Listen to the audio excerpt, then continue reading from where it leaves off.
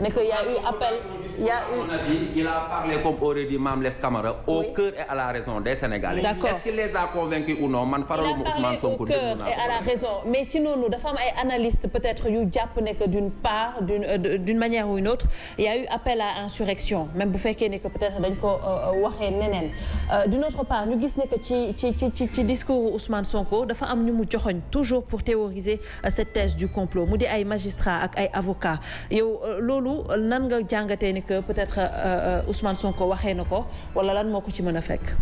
Merci Nene dama bëgg a revenir d'abord ci l'institution parlementaire bi ma bokk muy assemblée nationale institution la comme institution yi ci réew mi ñun jóguñu ne cëpp rek nekk député effectivement dañu am suñu engagement politique ñun ñoo tànn politique mbubuwuñu ci beneen mbir ne ay politiciens lañ dañoo taxaw affiché ne ñun ay politiciens lañu ut parti dem def li nga xam ne mooy militantisme à la base ak au sommet titre bii ñu am muy député dañu ko mérité et l'institution parlementaire 60 ba léegi dox na doxul li am solo mooy institution la boo xamante ne dafa bokk ci institution yi réew mi am mu am image boo xamante ne nii man fier naa ci man député laa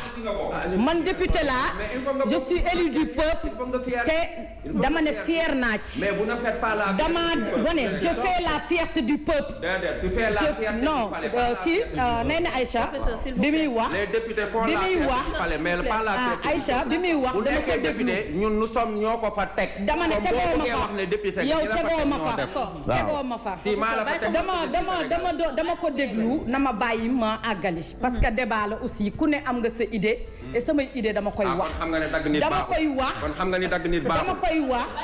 j'ai pas de leçon à recevoir mais waa léegi bàyyi ko mu yegg j'ai pas de leçon à recevoir de vous li am solo mooy débat la ku nekk ak sa idée mais dama ne mënoo toog c'est pas à vous de me dire ce que si kon tamit boo ko waxee dañ lay dagg yow yaa may wax li may Aïcha yow yaay animé débat allez-y on écoute dama ne je suis fière d'être députée et je suis fière d'appartenir au groupe de la majorité Benno Bokk Yaakaar. Macky Sall est mon leader j'en suis très fière fa ma dëkk lañ ma fale yóbbu ma assemblée comme ni fa sama yeneen morom yi nekkee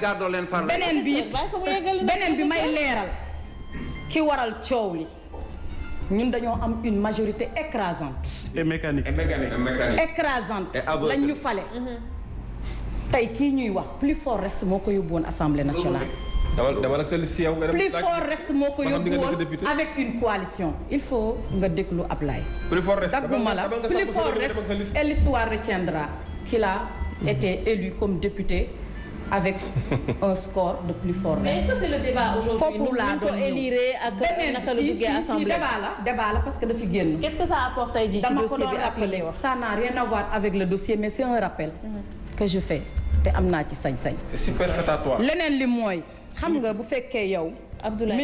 militant Pastef nga nangul naa la ko ndax man militante la bu Alliance pour la République. kii sympathisant Sonko la. ñu nangul ko yow mi dem barki démb seeti ko photo ak moom mu ne fànn nangul nañ la ko donc boo ñëwee yow tu n'es pas impartial non attends tu n'es pas non da nga far photo baa ngi nii da ngaa far le débat c'est pas non da ngaa far attends da ngaa wax ma déglu la bàyyi ma débat non le débat un sympathisant ou un militant de photo baa ngi nii honorable ça c'est un parenthèse le débat c'est pas c'est une parenthèse que tu tiens maintenant c'est différent. photo baa ngi nii Il a changé de discours. Tu as vu comment il a changé de discours. am na fa mu taxawee la carte de la neutralité. Non, c'est-à-dire qu'il n'est pas neutre. Soit moi je joue la carte de la neutralité, il ne l'a pas fait. De Ousmane Sonko. Soit il est un militant de Ousmane Sonko. Oui, mais c'est pas loolu aussi. man du ma nëbbatu ne Macky Sall je suis fière. Je vais pas laisser faire. Je précise ne président Macky Sall. Il a été premier ministre très jeune. Et il a un parcours exceptionnel bu fekkee ne parcours politique bu exceptionnel rek fii ci Sénégal am nañ ci exemple muy son excellence le président Macky Sall.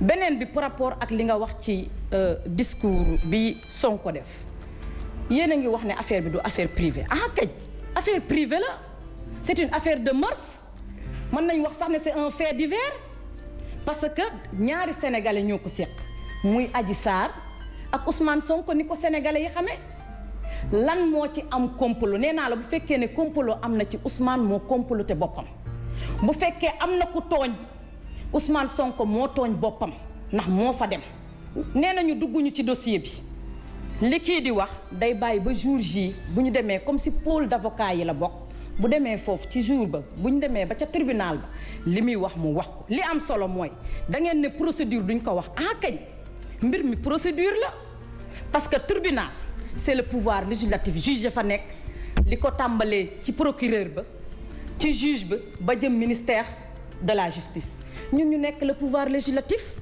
ñu interpeller ñu sur une question sur une levée d'immunité parlementaire d'un collègue ngeen ne duñu wax procédure te ñoom fu ñu jógee y compris Ousmane Sonko ba démb wax na ay vices de forme ci procédure dañuy wax ci procédure parce que procédure boobu sénégalais yi nekkuñu woon assemblée ñun ñoo nekkoon assemblée à huis clos di liggéey di préciser aussi que la RTS était bien présente depuis ñuy def huis clos moom day ñëw di couvrir li nga xam ne mooy suñu travaux parlementaires yi teg na ko direct tegu ko direct loolu duma ci sori mais li wóor ba wóoru mooy cette affaire oui elle est privée mais tey ampleur politique bi mu am ki ko may te bëgg ko mooy le principal concerné muy Ousmane Sonko. arrestation yi ñu gis par rapport ak les partisans du Pastef.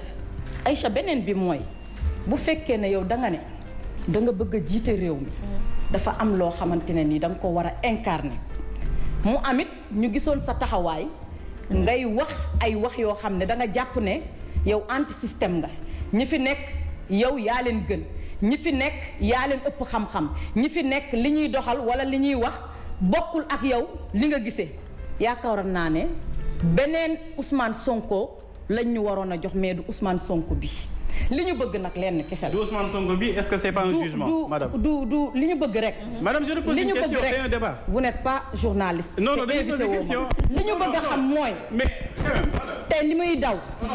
jaru ko def naa defuma. on a le droit de poser des questions. def naa defuma Aïcha. li wóor ba wóor mooy justice. si c'est ñëpp la fi nekkal man damaa gëm ne am nañu justice bu équitable damaa am. confiance ci sama justice ci réew jàpp naa ne Ousmane sénégalais la comme yeneen sénégalais yi warta défier la justice bu ko justice woowee dafa war a uy ji par élégance républicaine rek waroon na tax sax tey ñun ñi ay collègue am woo ko ci biir commission d'enquête parlementaire mu uy ji te pourtant bi ñu fiy wax wàllu bi mu fiy évoqué wàllu 94 milliards ku ne gis na ne dafa yëkkati woon yàkkamti dem mais pourquoi avec Adji Sarr il tarde dem uyu ji man c'est ça aussi ma question na leeral sénégalais yi parce que jàpp naa ne yaa ngi naan Covid bi dugg na ci réew bi dugg na ci àddina bi tas na àddina bi mais man jàpp naa ne fii ñu toll tey deuxième phase bi variant sénégalais Covid-19 c'est Ousmane Sonko. nee na avant ngay dem parce que j'ai été interpellé quand même. par deux personnes. D'abord je me désole quand même que di am.